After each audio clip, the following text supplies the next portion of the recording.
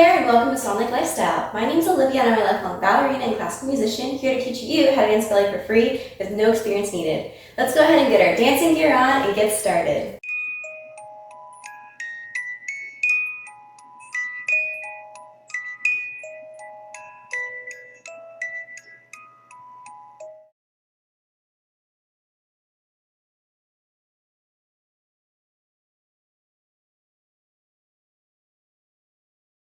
Hello everyone, and welcome to my channel. Just a quick note that if you are a new student here for the very first time, I recommend that you check out my playlist above so that you can catch up on all the other lessons in this playlist, because each lesson builds off of concepts learned in previous ones, and I wouldn't want for you to feel lost. Now if you're a returning student, welcome back. I'm so glad that you're here. Let's go ahead and get into today's video. So for today's lesson, I thought it'd be really fun to go ahead and teach you a few ways to work on your pirouette techniques, especially when it comes to doing pirouettes from non-traditional positions. So in this course, we've really just been doing pirouettes from a fourth position and then going up and landing in a long fourth position.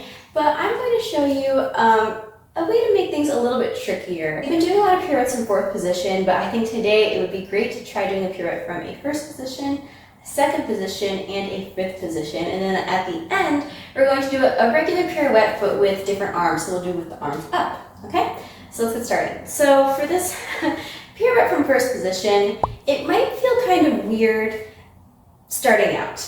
And the reason being that when you're in a fourth position, it's pretty easy to spring up, right? But when you're in a first position, and usually beginners, when they first start with this kind of interesting starting point, they tend to want to compensate the rotation by kind of almost winding up, because they feel like they can't get enough rotation from just springing up from a first position.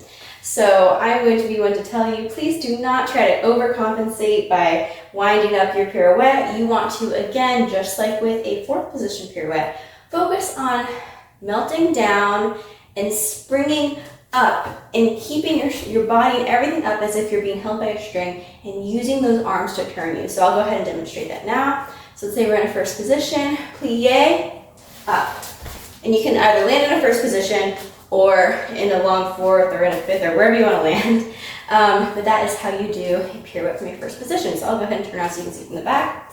So as you can see, I'm in my first position. We're going to do preparation, up, down, okay?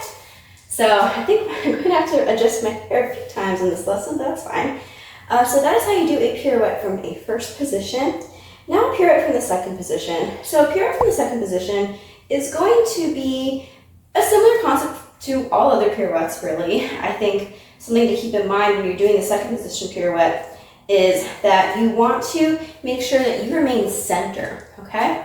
So when we're doing a pirouette in second position, it might be easy to kind of get off balance and not quite be sure where you're supposed to keep your weight. But again, we want to keep our weight centered and focus on going up and lengthening and engaging that core and standing tall and using those arms, okay? So let's say we're doing a pirouette in second position, we're going to focus on going up. Okay, so let's try it. We'll do a pirouette in second position. And land. And I'll do it from the back so you can see that. So let's say we're in second position.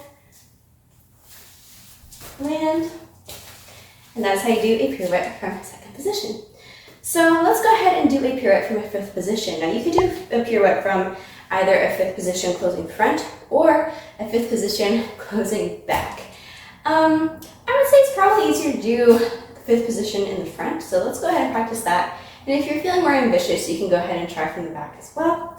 So let's go ahead, same concept as the other ones. You want to focus on using that plie, stretching tall, and using your arms. So let's try it. So we'll go ahead and we'll do a little preparation, and up and down, okay? And then we can track the leg in the back. Now, something I was told by a teacher a long time ago is that whenever you do a pirouette, you are supposed to have your working leg to the front. So even if you start in the back, you want your working leg to go to the front. Now there are exceptions to that, but just keeping in mind that when you do a pirouette from the back, we're going to lift up our working leg to the front, to a passe front, okay? So let's go ahead and try it. Okay, and then I'll do reverse so you can see as if we're behind me in class.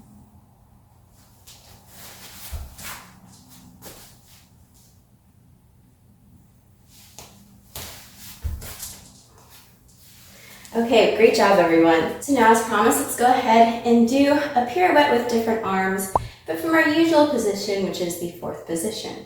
So we can go ahead and do our preparation to the side, close back, and when you spin with your arms, instead of closing here, you're going to close them up here in a fifth, okay? So again, we'll do our preparation, close back, spin, and end, okay? I'll do that to the back so that you can pretend like you're behind me in class.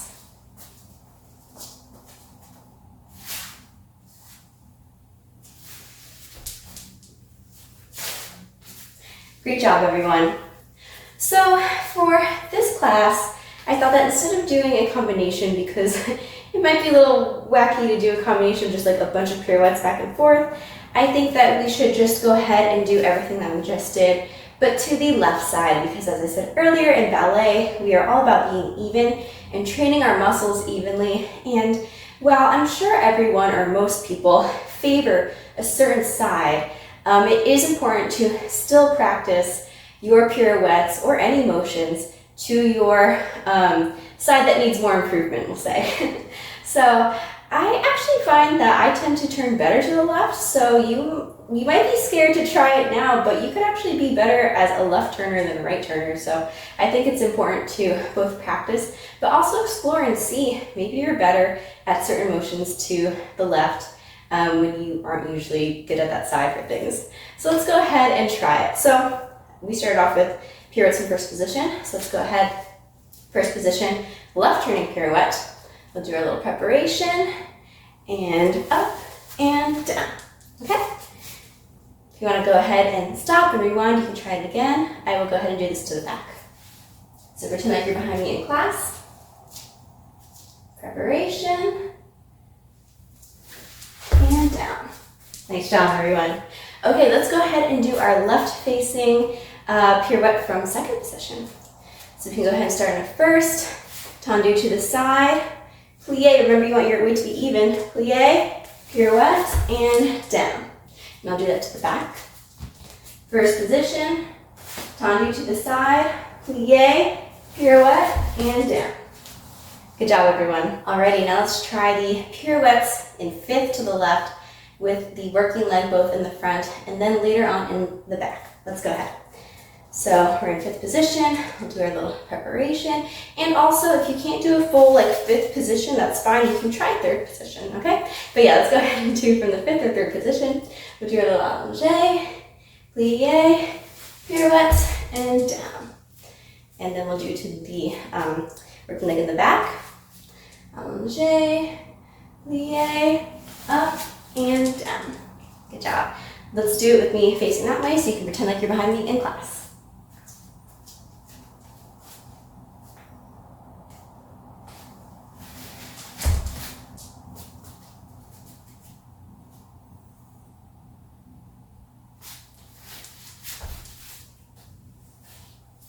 Awesome. Okay, and last but certainly not least, let's go ahead and do our pirouettes from fourth position, but with the arms up to the left. So we can go ahead and start in fifth position or third, allongé, preparation, back, up, and down. And I'll do that facing back. So we'll do allongé, preparation, back, up, and down.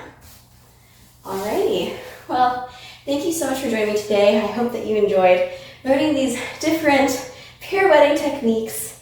Sometimes these really aren't used often in training or even in performances, but I think it's important to continue pushing yourself within reason and challenging your techniques so that you can be even better as a dancer. So this is my response to you. Thank you so much for joining me today. I had a great time dancing with you. If you could please like, subscribe, comment, turn on the notifications, all those good things so that you can stay in the loop for my future videos, I'd really appreciate that.